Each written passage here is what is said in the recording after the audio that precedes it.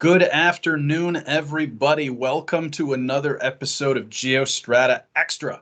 My name is Brad Keeler. I'm the director of the Geo-Institute, and we are happy to have you with us for this bi-monthly extravaganza. If you don't know anything about the Geo-Institute, it is a good time to find out. After you watch this today, you can head on over to geoinstitute.org, and while you are there, you will find out that we are a technical society with about 12,000 members, most of whom are geotechnical engineers and or geologists. We are part of the American Society of Civil Engineers. If you don't know anything about GeoStrata Extra, it is your lucky day because I am here to tell you. Every 2 months, the Geo-Institute publishes a magazine called GeoStrata. Every issue has a theme, much like the one you see here. This is our current issue on the geotechnics of adaptive management. And our interviewee's piece comes from this very issue today. So this afternoon, we have a little treat for you. We have past president of the Geo-Institute and a former staff member of the American Society of Civil Engineers, Larry Roth, here to talk with editor Jeff Dunn about his piece from the June-July issue, which you can read at readgeo.com, on risk and climate change. And so with that, I will send it over to editor Jeff Dunn to tell you more about what you're going to hear today. Well, thank you, Brad, for that introduction. And as Brad said, coming out of the current edition of GeoStrata Extra, the June-July issue, I'll be speaking with Larry Roth, whose article, Adapting to Risk from Climate Change, was a key article in that issue, and emphasized the theme of that issue, and the other articles in it were related to geotechnics of adaptive management. As Brad mentioned, my name's Jeff Dunn, and I'll be hosting the extra session today. I'm a senior principal and single practitioner consultant with R. Jeffrey Dunn Geotechnical Consulting, and I'm in Walnut Creek, California, near San Francisco. And I've been an editor of GeoStrata since 2004, and I'm noting that today, the first day of summer, the forecast high for us here in Walnut Creek is 105. So it's not unlike a lot of parts of the U.S. that are unseasonably warm already for the first day of summer. So something that fits right into what Larry and I will be discussing. To give you a little background on Larry, in addition to what Brad mentioned, Larry Roth recently retired from Arcadis as vice president and principal engineer. He's had a career in consulting in civil and geotechnical engineering that spans over 5 decades, and he specialized in water resources related work. Larry served as an independent advisor to the Delta Stewardship Council on the Bay Delta Conservation Plan, which is now called California Water Fix, a very, very important piece of work. And for the council, he served as project manager for the Delta Levees investment strategy, aimed at developing a comprehensive investment strategy for levee improvements in California, based on an application of tolerable risk guidelines. And I think, some of that work filters in, and I think he'll probably touch on it in today, related to his article. Prior to that, he was also project manager for the Hurricane Katrina External Review Panel, which oversaw the evaluation of levee failures in New Orleans by the Interagency Performance Evaluation Task Force. No easy task, given all the complexity and politics, etc., related to that event and disaster. And Larry was, not only was he a former president of the Geo-Institute, he was our first president, the founding president of the Geo-Institute, and he's been very active in geotechnical engineering, I know, for a number of years at the ASCE and Geo-Institute levels. He earned his bachelor's and master's degrees in civil engineering from the University of Wisconsin-Madison.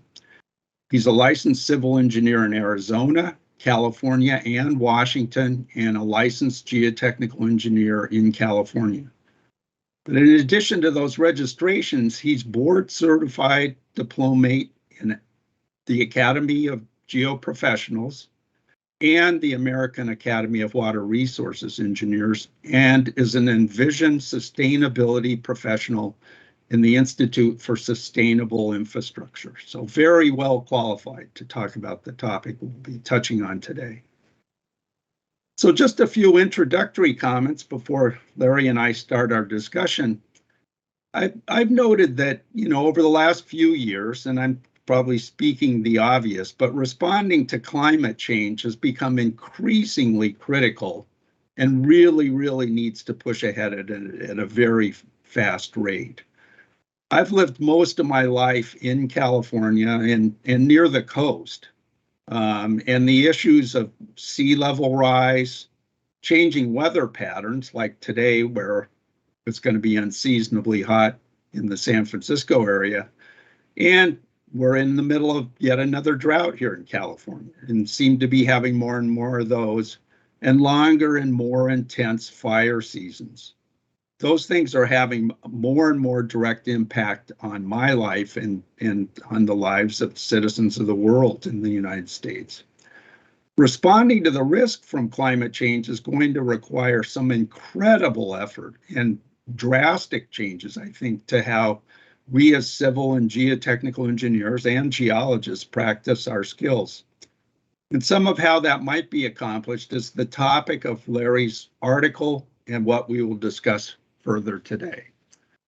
So before we start our discussion, just want to remind those of you that are watching us, sitting in, that if during the interview you have some questions beyond those that Larry and I are discussing, please type them into the comments section and Brad will feed those to us, and we'll do our best to address them as time allows. And it may be that we'll work them into one of the questions we had already decided to talk about. But with that, Larry, welcome to GEOSTRATA Extra. Thank you. Great to have you here. Thank you, Jeff. So, to start off, I mentioned it, and we hear about climate change constantly. I noticed over the last few days, with the intense heat in the Midwest and down to the South, and now that we're actually in summer today, but which summer months which seem to be getting hotter. We seem to be getting more rainfall extremes and other, not just rainfall, but storm extremes with more hurricanes and that sort of thing. And out here in the West, increasing wildfires that now seem to, in some parts of the West, occur year-round when they used to be more or less a summer phenomena. How long has it been since you first dealt with climate change impacts on some of your projects that you've worked on?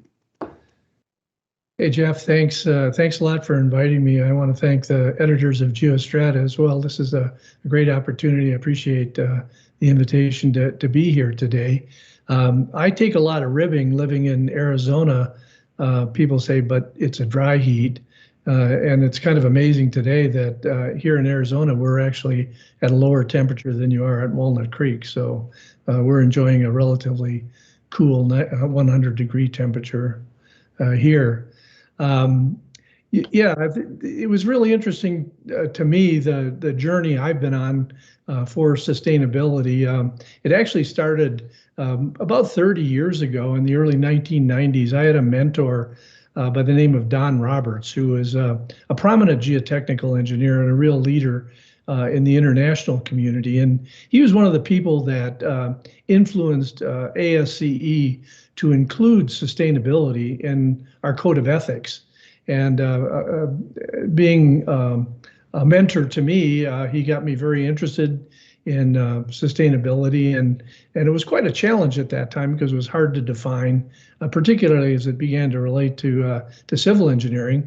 And I actually got invited to a conference in Manila in the Philippines in 1996. I was serving as president of the Geo-Institute then, and I had the opportunity to present a paper on sustainability and geotechnical engineering aspects of it. So it dates back to 96. Looking back on that paper, it was I was fairly naive, and I've learned a great deal since. But that did really spur my interest in sustainability, and I continued to work on it.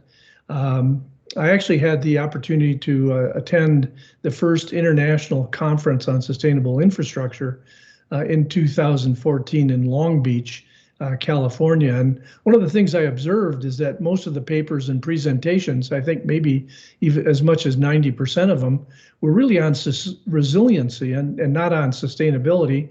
And that at first was disappointing to me because I'd gone to the conference to learn more about sustainability. I ended up learning more about resilience, and it became apparent that you could not achieve sustainability, particularly sustainability of civil infrastructure, unless it was also resilient to eventual climate change. About that same time, we began working on, I was working in the California Delta, and the issues of sustainability were particularly important. And when we began working on the Delta levees, we were projecting ahead what the future might hold, and we included sea level rise. It was like, well, of course we'd include it, and I had to sit back and think, well, hey, wait, this is really a climate change issue, and we've incorporated it into our analysis of levee risk to levees in the next 10 to 20 years, and so it became kind of a second nature thing. So my journey to climate change really started with sustainability and worked through a variety of projects and other kinds of activities to get to the level of interest that I still hold today. Yeah. We have quite a lengthy history in working, and it sounds like you mentioned Don Roberts and being mentored by him and how he picked up on it. That's quite interesting.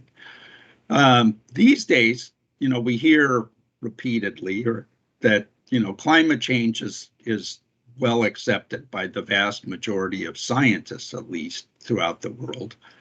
And then you mentioned in your article, I think quite directly and present well, that civil engineers, the way we work on the world's infrastructure and how that interfaces with climate change, we're right in the thick of how we respond, and we're going to have to adapt to it. But what have you found regarding acceptance in your practice among civil engineers? And since we're both geotechnical engineers and maybe particular geotech engineers, are they keyed into it? Do they accept it? Do they, embrace that this is part of how we practice? I think there's a wide spectrum, and I wanted to, I'd like to preface my answer by making sure that there's an understanding. There's certainly, particularly through the intergovernmental panel dealing with climate change, a great number of climate scientists that are lending their expertise to this. And I don't consider myself a climate scientist nor an expert on climate science, but my focus is really, can we make civil infrastructure safe under a changing climate? Because the changing climate on infrastructure, we're confronting, as you described earlier, weather extremes and changing climate stressors. There's increased temperatures. We're seeing increased frequency of windstorms, and certainly our hydrologic conditions are changing almost on a daily basis. And these climate stressors affect the performance of infrastructure systems, and when they adversely affect the performance, it jeopardizes personal safety.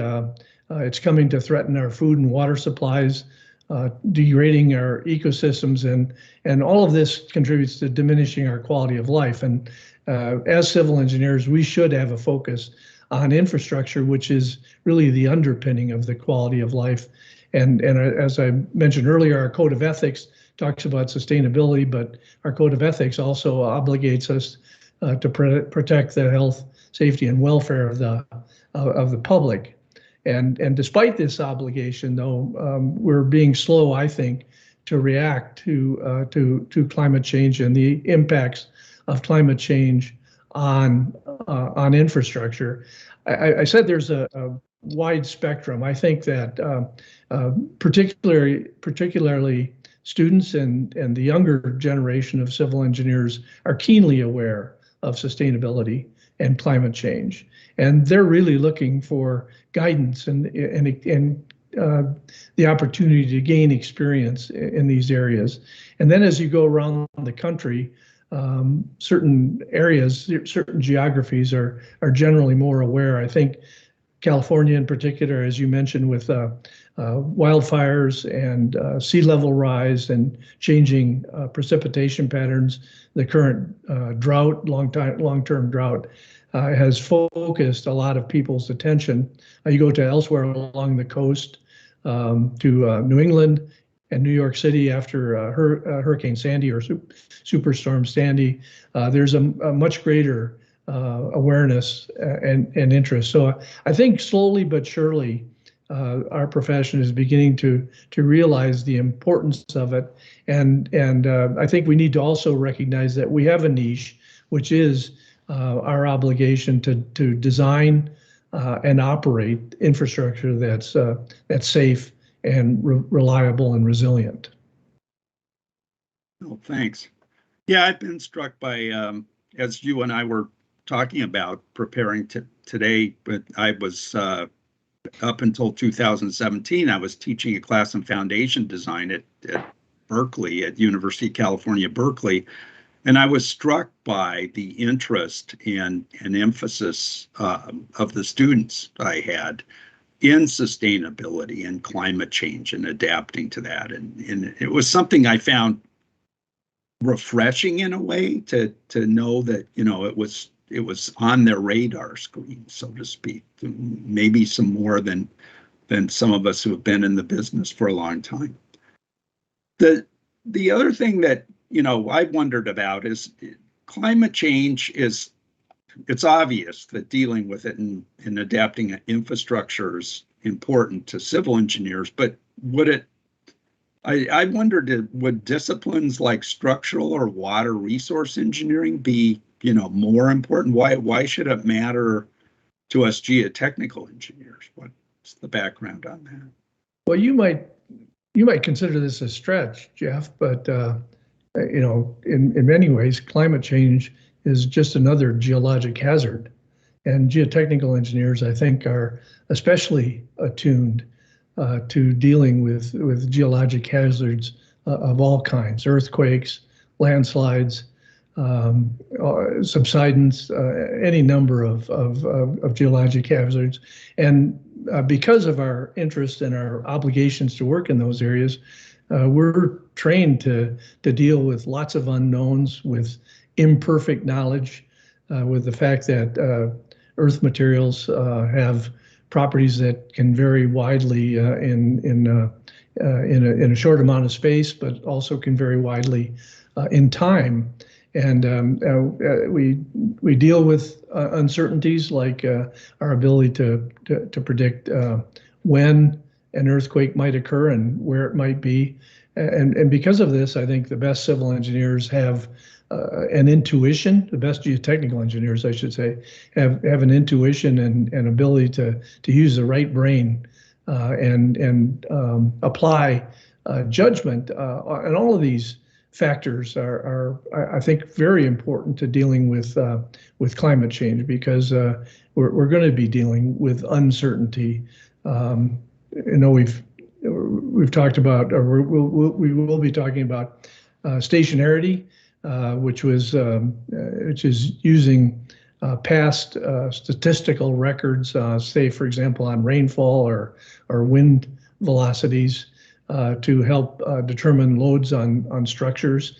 And climate change is causing us to move into non-stationarity, where the past records may not be of much value looking forward, and we're going to have to use judgment and intuition to make our best informed guesses about what climate change may mean to climate stressors acting on infrastructure. And I think geotechnical engineers and the way we're taught to solve problems is really very applicable to solving problems in climate change. Good.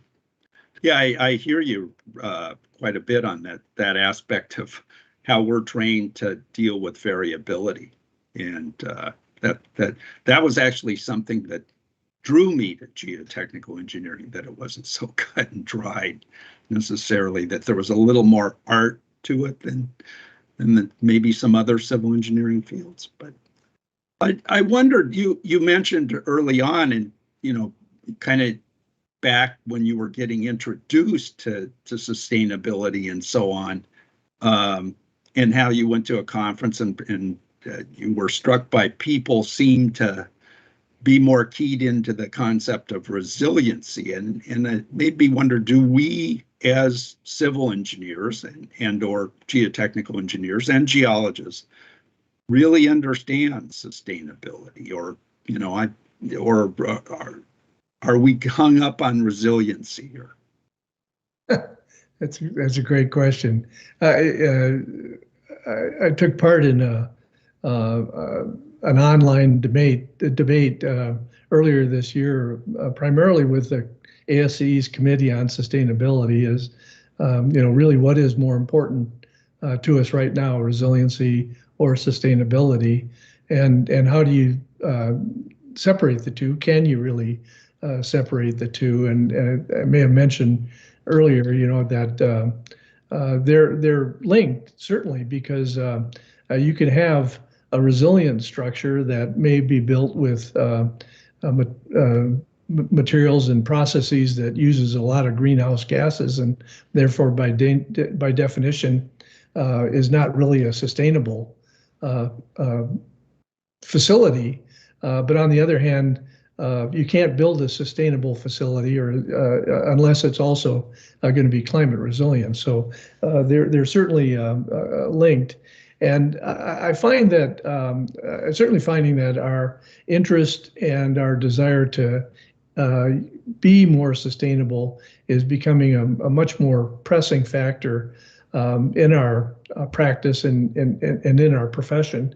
Certainly, like you, I've had a lot of opportunities to interact with civil engineering students and also new graduates, and they're particularly informed and attuned to issues like sustainability and climate change. Their focus, and I think sustainability is all about not only doing things right, which is what you and I were trained to do and educated to do, was to do things right, but also to make sure we're doing the right things, that we're doing projects that contribute to overall sustainability, that may contribute to reducing our ecological footprint, and so on. And I think we all need to recognize that sustainability and our ability to deal with climate change, it's not a destination, it's a journey, and we are going to have to learn along the way. It's a little bit like we're going to go to Laredo and we'll build a stagecoach on the way to Laredo. I think it's just going to be an increasingly important part of our practice, and I think it's very important that we recognize that these new civil engineering graduates that are entering practice will really have a lot to offer and teach us more experienced practitioners about the importance and how to implement sustainability in better ways. Good. But you mentioned just a few minutes ago, and you emphasized it. I thought had very good discussion of it in your article, that in doing our work in the past as civil and geotechnical engineers, we've tended to deal with the concept of stationarity in our climate conditions, like you mentioned, building designs for wind speeds and so on. And the reality is with climate change, stationarity is no longer valid or has the validity that we thought it did. And we have to deal with a new paradigm of what, I don't think you use this term, but basically just non-stationarity, that it's a dynamic climate. And therefore design standards that, where we could look at, say, 100-year flood level may not be the same, and they have to be frequently adjusted or have to build in consideration of variability. I know right when I read that, I thought, oh, what 100-year flood plain level? And you mentioned, well, maybe 100-year floodplain's now a 50 or a 20 or 25. And maybe it just can't be set. Can you give us one or more examples of how to deal with that variability? Sure. Let's talk a little bit more about stationarity and non-stationarity.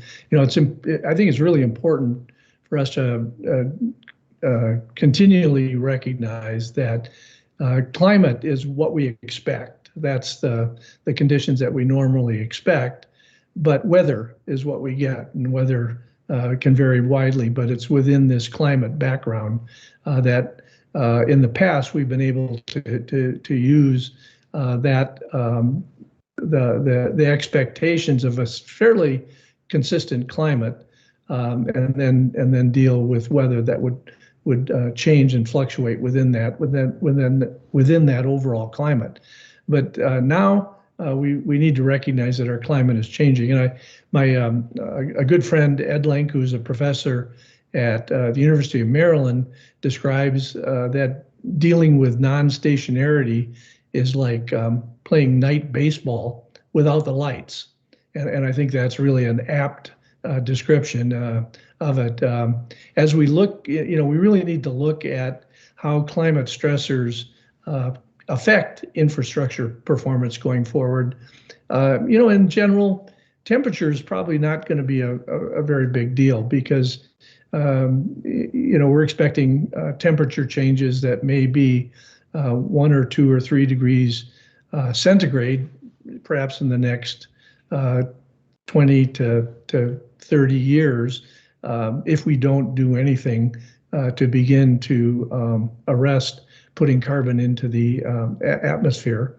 And so most infrastructure can probably deal with that kind of temperature fluctuation.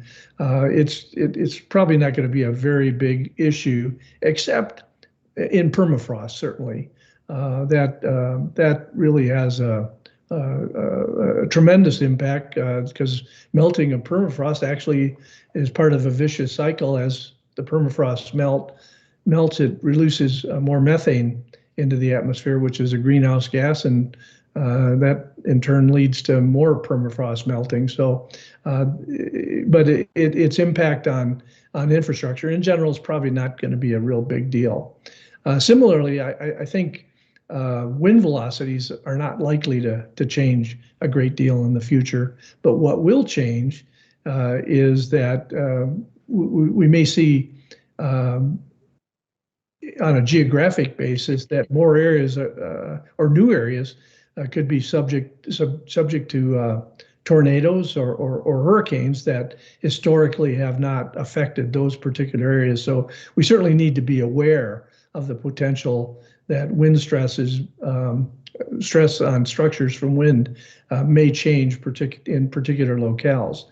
Where we really see that climate change is going to be an impact, I think, is in water, because water is really a ubiquitous issue. It affects climate change is going to affect the performance from the largest dams to the smallest drainage inlets. It's going to affect issues like water supply and flooding, certainly. and sea level rise is certainly going to be a great part of it. If we just take a moment to think about sea level rise, in the next 2 decades, millions of people are going to have to retreat from because of rising seas, particularly if we look at those folks living on the coast or Pacific Islanders. There's not going to be many alternatives other than retreat. And where are they going to go? Who's going to pay for all this retreat? And is this likely to cause major upheavals in social and political conditions, leading to a great deal of unrest? So it really could have a great social impact in the coming decade or so.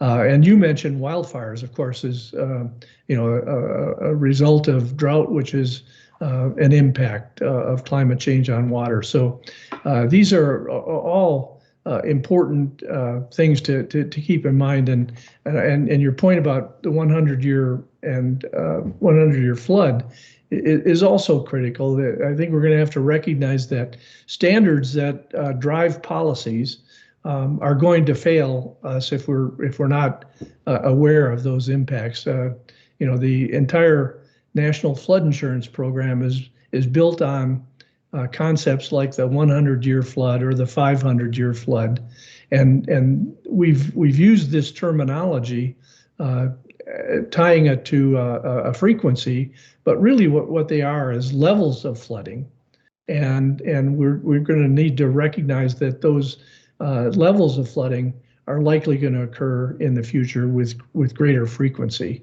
and so the 100-year flood may be the 50-year flood in the future, and that's going to upend policies that we've relied on for decades.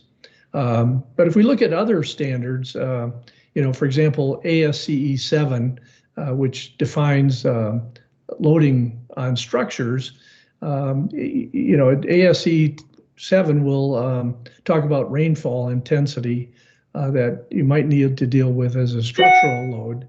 And to determine that rainfall intensity, it points you to NOAA, to a NOAA website, which is based on stationarity.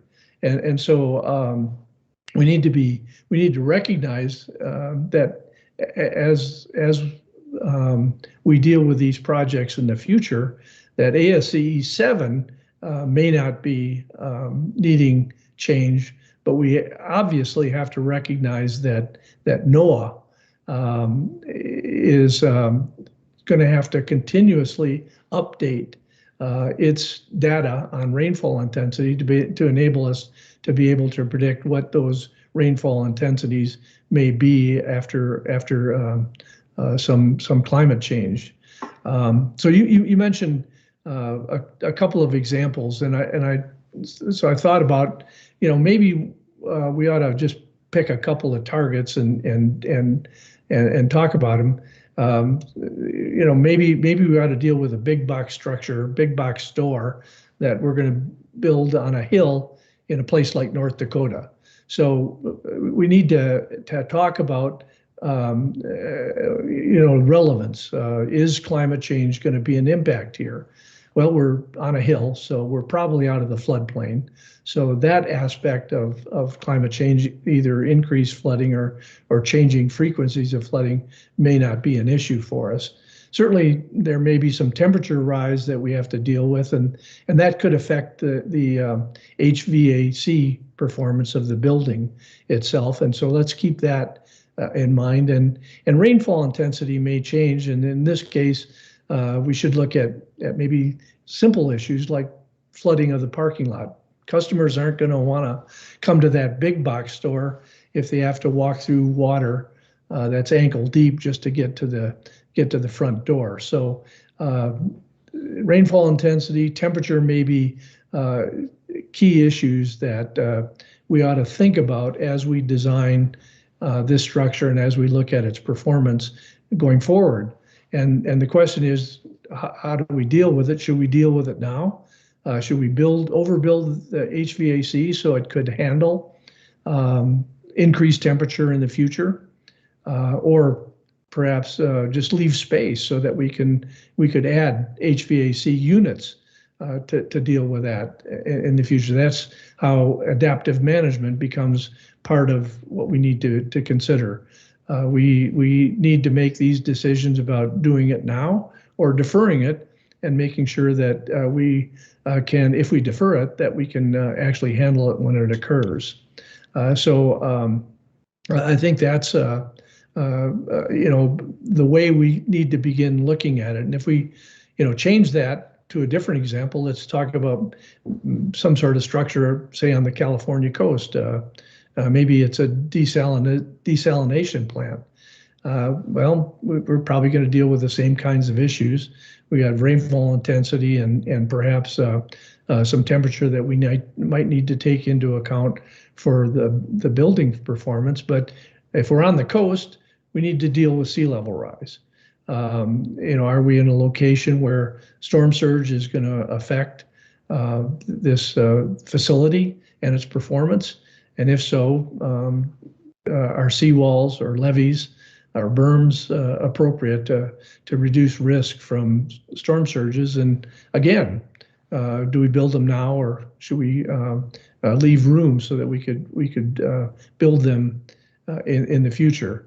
But this is also an important example because in the big box store in North Dakota, we were kind of looking at that in isolation. But if we're looking at a desalination plant in California, we probably need to look at the bigger picture, which is how does this desalination plant fit within the entire water supply challenges that we face within California?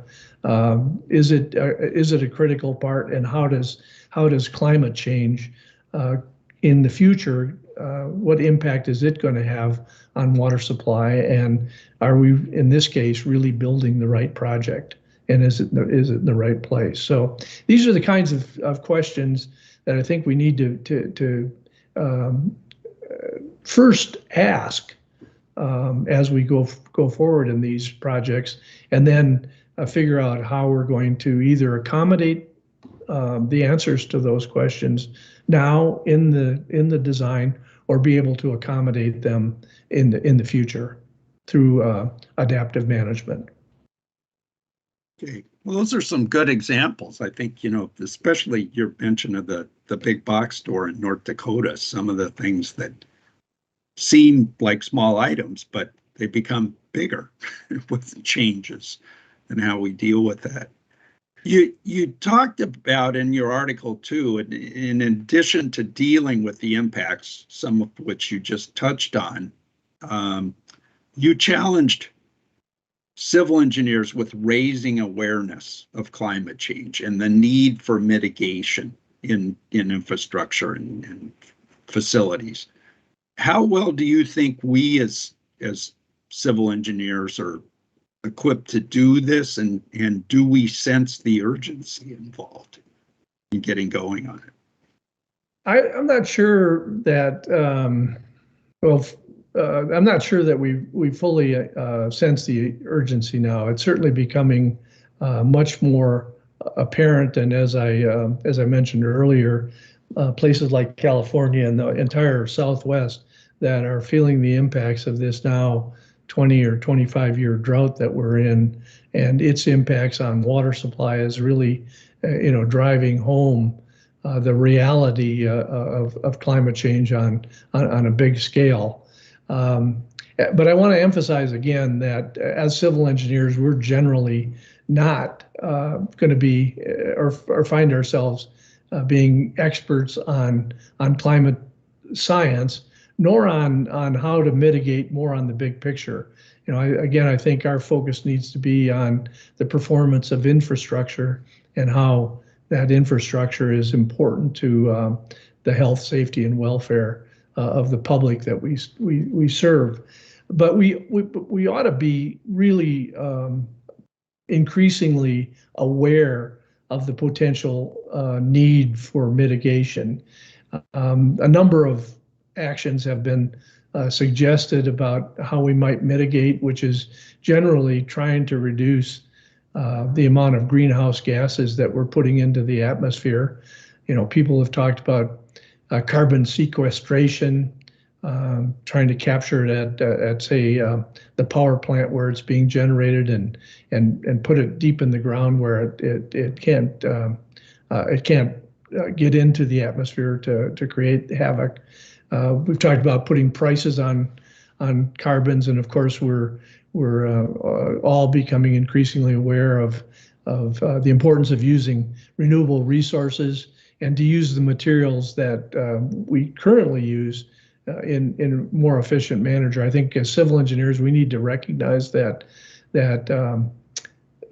just the production of cement and steel is a tremendous source of greenhouse gases, and those two materials are incredibly important in the infrastructure that we build. And then just the process of building it, moving earth, improving ground conditions with foundation treatments are all using energy intensive machinery that's putting greenhouse gases into the atmosphere. And I think we certainly need to be aware of that. But I don't think that we need to be experts on mitigation. There are experts, and we need to just certainly be aware and contribute to that overall solution whenever we can.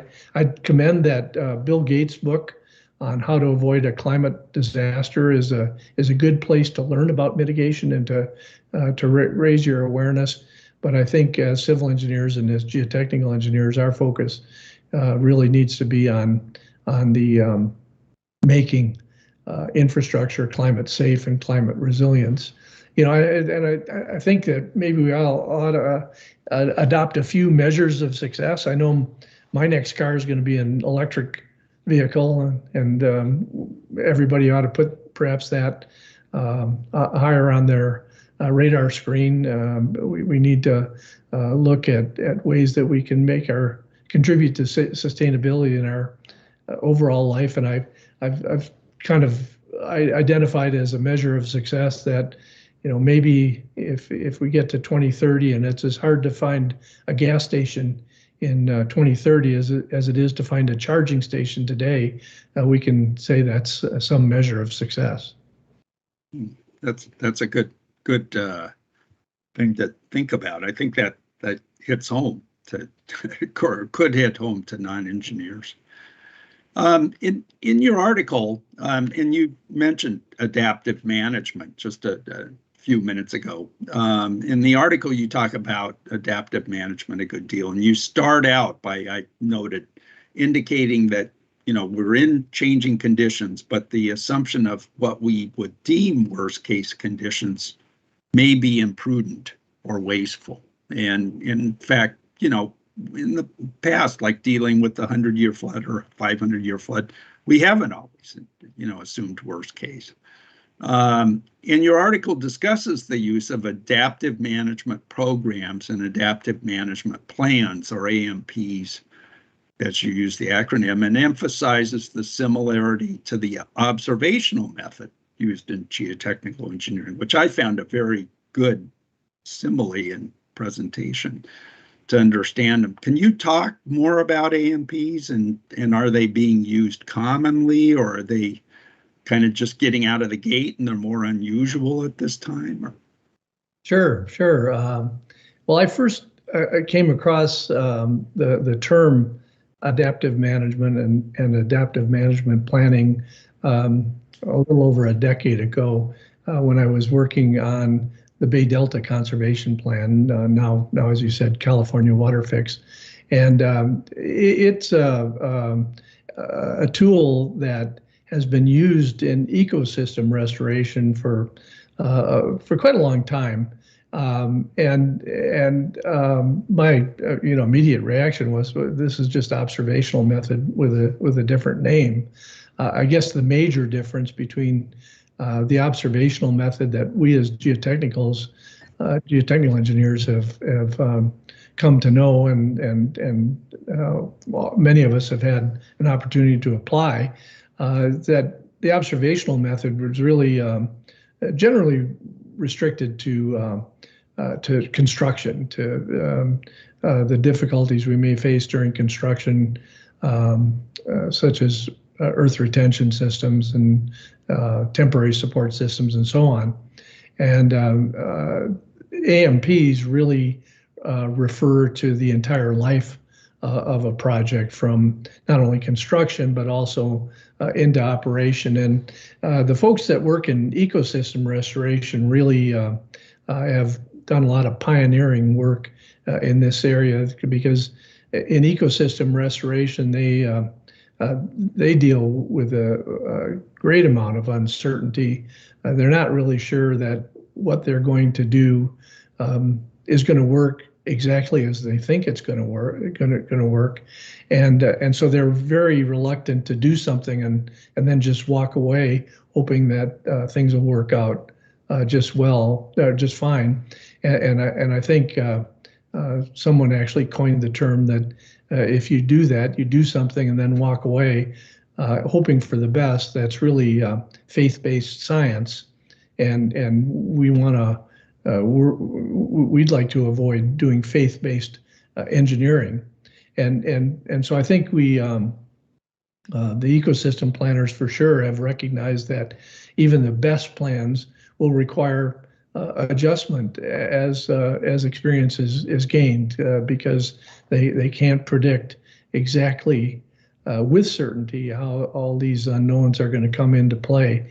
And so they've developed this essentially a step-by-step process where you do something, observe it, identify a trigger or a tipping point where you need to make a change, and then go ahead and do that. And that points to the real key issue that the observational method and adaptive management, for both of them, neither are going to be successful unless there's a commitment to actually do the monitoring, make the observations, and then have the resources available to make the changes that may or may not be required in the future. So that commitment of time and money is often the biggest challenge to overcome.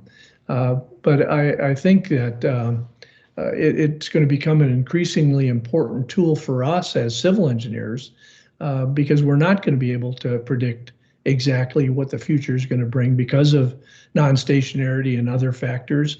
We can use our best judgment.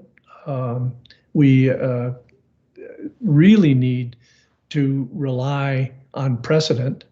An example I often point to is that highway engineers in Nebraska may eventually have to deal with a lot hotter weather than they deal with today, and they're not going to reinvent the wheel. They're going to borrow what highway engineers in Arizona have learned about building and maintaining highways in high temperature situations. So we have to recognize that precedent and knowledge gained in other locales can be a very useful tool. But even with all that information, we're not necessarily going to be able to devise something that's going to perform well for its entire life, particularly if the climate changes faster or in ways that we find difficult to predict today. And we need then to be able to build in the ability to adapt. And we have to observe performance, observe behavior, determine the tipping point or the trigger for making a change, and then have the resources available to do that. So I think adaptive management is going to become a much more important and valuable tool in civil infrastructure as we go forward. Good. I can see where the plans would be, very, very beneficial to getting stakeholder buy-in and that sort of thing. Yeah, and I didn't quite address, Jeff, part of your question. I'm sorry. It just occurred to me that as you know, from my experience in the California Delta, which was a number of projects over more than a decade, certainly adaptive management plans were being used throughout the Delta for ecosystem restoration, and they're being used extensively actually throughout California. The salt ponds in South San Francisco Bay is another example. They've been trying to restore the salt ponds and have an ecosystem resource there in the South Bay, but we're not sure exactly how to do it. So we do it a step at a time and make adjustments as we go along. And similarly, a number of tidal marshes along the coast of California have been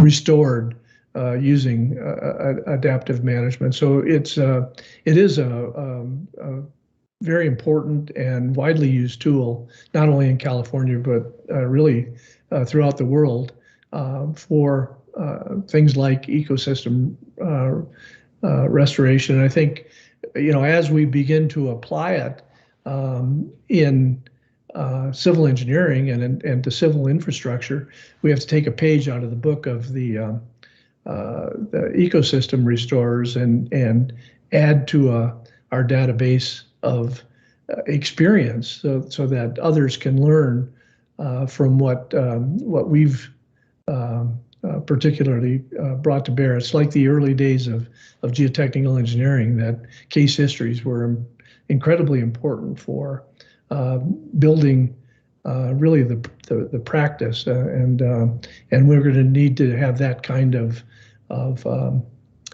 intense effort going forward. That what we learn, we should share widely so that people can build on that experience. Good. Yeah. When we were, earlier a few weeks ago, when we were talking about what we were going to discuss today, and I know we brought up, and you've talked about risk, and I think we both immediately thought of somewhat how earthquake engineering has developed over the last 40 or 50 years to deal with risks of earthquakes and their impacts and so on, and they're continuing to evolve, obviously. But for dealing with climate change, do you think we have suitable risk analysis tools to do that on that side of things, or in that part of our practice? Yeah, I'll try to address that, but I think it's useful to note that we're getting a lot of stuff from earthquake engineering that's helpful in climate change. This whole concept of resilience, I think, is important. If you go back to say the Long Beach earthquake in 1931 or 32. The buildings fell down when the earthquake occurred, and we learned quickly from experience that we should try and make these structures more resilient, so they may be damaged beyond use in the future after an earthquake occurs, but they don't collapse and kill people in the process. I think that's a really good example of application of resilience, and that's the kind of resilience that we're importing into this climate change. That in the event we see climate stressors that are different than what we expect, we don't want the structure or the facility or its performance to fail. We may have to go fix it. But particularly if life safety is involved, we don't want to put people at risk from performance of infrastructure. So that's I thought it was interesting that from earthquakes we can bring in the whole concept of risk analysis, but we also can bring in this concept of resilience. But to your question, I think we do have suitable tools. I think our challenge really is to make the use or the application of risk analysis to be a more commonly taught subject in undergraduate education and graduate education, so that more new civil engineers are familiar with risk analysis and how to apply it. But in the context of climate change risk analysis, we have to identify the threats. In this case, the threats are changing climate stressors, and we need to know when they'll occur. That's going to be a difficult challenge because we know the climate is changing, but we don't know how rapidly it's changing, nor what the real impacts as we get to these new climate stressors, what they're going to do to us, particularly the compounding effects. As one climate stressor changes, it impacts other climate stressors. The issue of drought and wildfires as a particular example. We also can identify what the consequences might be if the climate stressors do reach a particular level. So that the application of risk analysis really will help us identify what's at risk and why it's at risk of a variety of risk, which is the greatest or maybe the most urgent to deal with. And then if we take steps to reduce that risk, how much residual risk is going to remain? And is that risk going to be tolerable to people? Is it acceptable? And I think because we're at the very initial stages of climate change and we don't have a good record, that as we go forward, even semi-qualitative risk analysis may give us good enough results to move ahead. And so I think it's going to be important for more civil engineers to develop the knowledge and skill base to apply risk analysis effectively. And as I mentioned earlier, these people need to be encouraged to write case histories as we go forward, because we're going to have to learn by precedent. We already know that flood risk is a great application for risk analysis, and also with dealing with all sorts of uncertainties, not only earthquakes, but also things like the probable maximum flood that a dam may have to safely pass. So this whole risk analysis process and the tool of risk analysis, I think, is going to be critical going forward as we deal with climate change. You mentioned tolerable risk, and to wrap up, the last item I have is, do you think we have the tolerable risk guidelines related to climate change yet, or they're evolving? I think that's a great question. I suspect they're evolving because that the risks, as we well know, exist in a continuum, and no matter what we do, we're not going to be able to ever eliminate it. All we can recognize is that after we've done all we can, there is still a residual risk, and an example of that is a levee that may be built to safely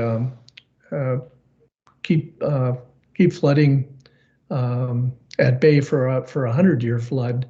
We still have to recognize that a larger flood could occur, and if that should occur, the chances of failure of that levee go way up. So tolerable risk is a concept that people should be willing to take, to assume some risk in order to secure certain benefits. For one example is people like to live near water, and with issues like sea level rise or perhaps increased flooding, there's going to have to be a recognition that their risk is going to increase if they want to continue to live by water. I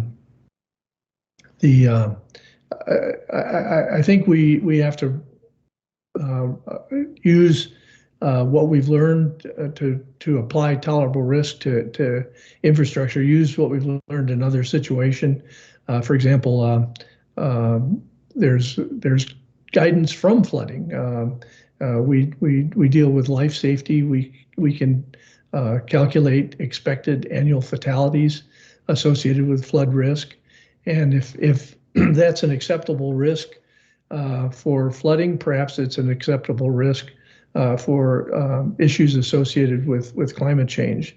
A little bit more, or an area where we try and reduce risk even further is associated with hazardous waste cleanup, as another example. There, we try and reduce the potential for cancer risk, for example, and that could also provide us a certain amount of guidance. So I'm not aware of specific tolerable risk guidelines at this point in time, but I think we can effectively use guidelines that have been developed and applied in other situations like flooding or hazardous waste to issues of infrastructure performance under climate change. Good point. I think too, go ahead. Yeah, I was going to say, I think too, we ought to recognize that one size isn't going to fit all. That it really is an issue to be determined by the stakeholders who are going to be most affected by that risk, and our obligation as engineers is to provide those stakeholders with the best information available so they can make an informed decision. Good. Well, that brings us up to right about an hour in our discussion, Larry, and I wanted to thank you both for authoring your article and discussing further a lot of what was in it, and prompted, I'm sure, questions among the readers and myself. And I want to thank all of you who attended our GeoStrata Extra session today. As a reminder, it's available on the Geo-Institute YouTube channel. And that if you wanted to listen to anything else, or for colleagues who missed the live session today, and you can go back to that at any time. So with that, Brad, I'll turn it back to you. Did we have any questions that we need to touch on, or are we good there? From the audience, you mean, or just generally? Yeah, we had one from the audience. It was actually about the impacts to permafrost. Was there any guidance on what changes might occur to the active permafrost depths? That's the only one we got today, but it was a good one. I'm really not. I haven't had any real experience in dealing with climate change and permafrost. I know it's a big issue, and I think a lot of people are looking at it. The Canadians and perhaps even our own Cold Regions Laboratory here in the U.S. I think it's something that is very important to be aware of, but I'm sorry I can't really point to any specific issues, but it's going to be a continuous challenge. In particular, as I mentioned, it's part of that vicious cycle that as the permafrost melts, it creates more greenhouse gas and also affects the albedo. We'll have more dark ground that will absorb more heat and less because of less snowfall. So it's really a problem that's going to be increasingly difficult to deal with as time goes on. The other thing I'll add is I ran a poll in the chat during the session here and asked if people thought their organization was doing an adequate job responding or addressing climate change. All but one said no. And so I guess my question to you, Larry, might be what steps people can take to help to steer their organization to doing a better job, especially if they're not a decision maker. Well, that's a tough question. Saved it for last. Yeah, Jeff and I touched on this earlier in some of our discussions before the interview. I had written last year for GeoStrata and op-ed piece for As I See It, and one of the factors, one of the measures to deal with our changing climate that I mentioned for civil engineers was to, if you see something, say something. And I think that's going to be increasingly important. The first question we should ask on any new infrastructure project is climate change going to be an issue on this particular project? And I did an anecdotal study of my own personal experience. I retired from Arcadis last October, and I went back the previous 2 years and looked at the projects that I'd charged time to and hopefully added value to in that process. And I'd worked on about 24 different projects, and I tried to identify of those projects how many projects was climate change going to either a factor now or going to be a factor in the future, and then what had we done to address it if that was the case. And I found that really climate change was not a factor in the majority of them. It was about 3/4 of them really didn't have any, at least imminent climate change issues that needed to be dealt with. But still, there was 6 out of the 24 had, really climate change should have been discussed. And of those projects, 2 of them, climate change became part of the topic. So part of the topic of how we approached completing those projects. And let me rephrase that, 3 of them. So about half of the projects that where climate change was recognized as an issue were in fact addressing that issue. So that was a measure of success. The other ones weren't, the other 3 projects, and that was primarily because it was either considered to be, maybe it was a factor, but if it was, not serious, in the opinion of some people, often driven by client attitudes and client wishes in that area. And another interesting point to me, at least, was that these were individual facilities for the most part. But if you looked at the system of which that facility was a part, the systems really would have to address climate change at some point in the future. For example, one of the projects was a flood risk reduction system to reduce flood risk at a water treatment plant, and that was fairly straightforward. You could address the potential for changing flood levels due to climate factors, and either make allowances for being able to raise the levees or the flood walls in the future to deal with flood elevations that might change. But the bigger issue was the water treatment plant itself. Was it part of a water supply system that may find itself in jeopardy because of climate change impacts on the overall water supply for an area?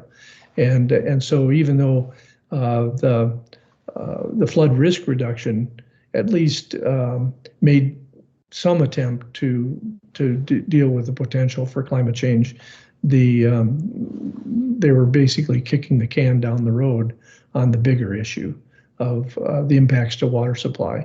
And I think that's what we're going to find a lot, is that there may be some acceptance, ready acceptance, to including